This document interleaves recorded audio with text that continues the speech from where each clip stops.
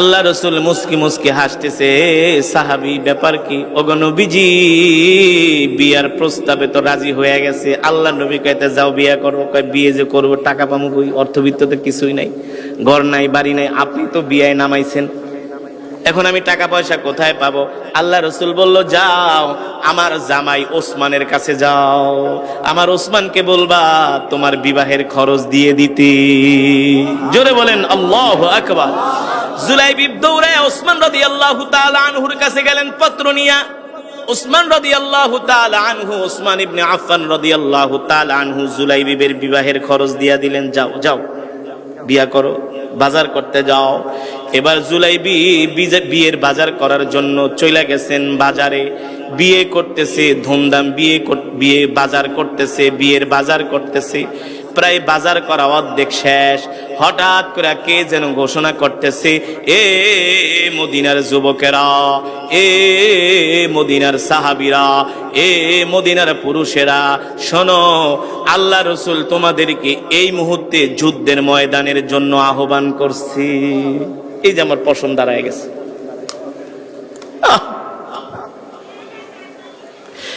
আল্লাহ রসুল তোমাদেরকে উহুদের ময়দানে যুদ্ধের জন্য আহ্বান করছি। আল্লাহু আকবার।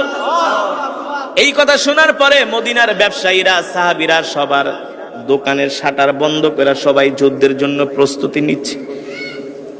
কাস্টমার বিদায় করে দিতেছে, যাও যাও যাও, ব্যবসা হবে না, আর ব্যবসা করব না। আল্লাহ রসুল ডাক দিয়েছেন, দ্বীনের জন্য জিহাদের ময়দানে যাব। জুলাইবি বিয়ের বাজার অর্ধেক করে ফেলেছেন। মনে মনে চিন্তা করলেন, বিয়ে করব নাকি যুদ্ধে যাব? সুবহানাল্লাহ। বিয়ে করব নাকি যুদ্ধে যাব? জুলাইবি মনে মনে ভাবে, এই সময় যদি আমি আল্লাহ রসুলের কাছে যাই বলি আমি যুদ্ধে যাব, নবীজি কোনোদিন আমাকে অনুমতি দিবে না, বলবে তুমি আগে বিয়ে করো, কারণ আমার নবী কোনো স্বার্থপর নবী না। সুবহানাল্লাহ। উম্মতের কান্ডারি দয়াল নবী রাহমাতুল লিল আলামিন। আল্লাহ তাআলা কোরআনুল কারীমের মধ্যে সে কথাই বলছেন, ওয়ামা আরসালনাকা ইল্লা রাহমাতাল লিল আলামিন। আল্লাহু আকবার। আল্লাহ তাআলা বলে, হে দুনিয়ার মানুষ, আমি আল্লাহ তোমাদের জন্য এমন একজন নবী পাঠাইছি, যেই নবী কিনা তোমাদের জন্য রহমত, যেই নবী কিনা তোমাদের জন্য বরকত। আল্লাহু আকবার। অন্য আয়াতে আল্লাহ তাআলা বলছেন, লাকাদ জাআকুম রাসূলুম মিন আনফুসিকুম আজিজুন আলাইহি মা আনিতুম হারিসুন আলাইকুম বিল মুমিনিনা রাউফুর রহিম। আল্লাহর নবী, আল্লাহ তাআলা কোরআনুল কারীমের মধ্যে বলছেন, তোমাদের মধ্য থেকে আমি তোমাদের জন্য এমন একজন নবী পাঠাইছি, যেই নবী কিনা তোমাদের জন্য রাউফ, যেই নবী কিনা তার জীবনের চেয়ে, তার সন্তান পরিবারের চেয়ে তোমাদেরকে ভালোবাসে। জুলাইবি মনে মনে ভাবে, এই সময় যদি আমি আল্লাহ রসুলের কাছে যাই যুদ্ধের জন্য অনুমতি চাই, নবীজি আমাকে অনুমতি দিবে না, বলবে তুমি আগে বিয়ে করো। কি করা যায়, কি করা যায়? অবশিষ্ট যেই টাকা ছিল, ওই টাকা দিয়া জুলাইবি একটা তরবারি আর ডাল কিনলেন, যুদ্ধের ময়দানে যাবে। ওই টাকা দিয়া ঘোড়া কিনলেন, ডাল কিনলেন, তরবারি কিনলেন। এখন যদি যুদ্ধের ময়দানে যায়, আল্লাহ রসুল দেখলে তো চিনে ফেলবে, আর বলবে তাড়াতাড়ি বাড়িতে যায় বিয়ে করো। কি করা যায়, কি করা যায়? জুলাইবি কালো একটা কাপড় দিয়া তার মুখটাকে ঢাকলেন, যাতে তাকে কেউ চিনতে না পারে। জোরে বলেন সুবহানাল্লাহ। যাতে কেউ চিনতে না পারে, কালো কাপড় বেঁধে রসুলের আশিক, রসুলের সাহাবী জুলাইবি চলে গেলেন উহুদের ময়দানে। এবার জুলাইবি কালো কাপড় মুখে পেঁচায়া যুদ্ধের ময়দানে চলে গেলেন যুদ্ধ করার জন্য। প্রথম প্রহরে যখন যুদ্ধ শুরু হলো, এক মাইরের চোটে মক্কার কাফেররা ময়দান ছেড়ে পালায়া চলে গেছে। মক্কার কাফেররা কি করছে? এক মাইর খায়া তারা যুদ্ধের ময়দান ছেড়ে পালায়া চলে গেছে, আর আসে নাই। তারা যেয়া অন্যত্র যে কয়েক কিলোমিটার দূরে যেয়ে তারা আত্মগোপন কইরা আছে। আবার যখন সন্ধ্যার সময় হয়েছে, মুসলমানরা, সাহাবীরা মনে করছে এখন তারা মক্কায় ফিরে গেছে, আর তারা মদিনায় আসবে না, ভয় পেয়ে চলে গেছে। কিন্তু তারা কয়েক কিলোমিটার দূরে যায় ওত পাইতা আছে। এইদিকে সাহাবীরা গনিমতের মাল সংগ্রহ করার জন্য যখন ময়দানে নামছে, চতুর্দিক থেকে কাফেররা খালিদ বিন ওয়ালিদের নেতৃত্বে মুসলমানদের উপরে আবার অতর্কিত হামলা শুরু করেছে। ওই সময় জুলাইবিব কাফেরদের ভিড়ের মাঝে তরবারি নিয়ে কাফেরদের উপরে আঘাত করা শুরু করেছে। আল্লাহু আকবার, জোরে বলুন আল্লাহু আকবার। এক পর্যায়ে জুলাইবিব কাফেরদের সাথে লড়াই করতে করতে কয়েকজন কাফেরকে জাহান্নামে পাঠায়া জুলাইবিব আল্লাহর জমিনে দ্বীন কায়েমের জন্য তিনি শাহাদাত বরণ করেন। জুলাইবিব শহীদ হয়ে যান উহুদের ময়দানে। যখন যুদ্ধ থেমে গেল, আল্লাহর নবী সাহাবীদেরকে বললেন, সাহাবীরা যাও যাও দেখো, আমার সাহাবীদের লাশগুলো আমার কাছে ধইরা ধইরা নিয়ে আসো। সাহাবীরা যারা যুদ্ধের ময়দানে শহীদ হয়েছেন তাদের লাশগুলো সংগ্রহ করতেছি। সবার লাশ আনা হলো। একজন সাহাবী দেখেন কাফেরদের যেখানে সবচেয়ে বড় ভিড় ছিল, যেখান দিয়ে তারা হামলা করেছে, ওই কাফেরদের তাঁবুর কাছে একটা লাশ পড়ে আছে, যার মুখে কালো কাপড় পেঁচানো, চেহারা চিনা যায় না। আয়েশা বললেন, ওগো আল্লাহর নবী রাহমাতুল লিল আলামিন, ওই যে যুদ্ধের ময়দানের ওই কর্নারে একটা লাশ পড়ে আছে, তার মুখের মধ্যে কালো কাপড় পেঁচানো, দেখতে কেমন যেন ছোট ছোট মনে হচ্ছে। আল্লাহর নবী স্বয়ং নিজে গেলেন, যায়া মুখের কাপড় টান দিয়া দেখেন রাসূলের সাহাবী জুলাইবিব উহুদের ময়দানে দ্বীনের জন্য শহীদ হয়ে গেছে।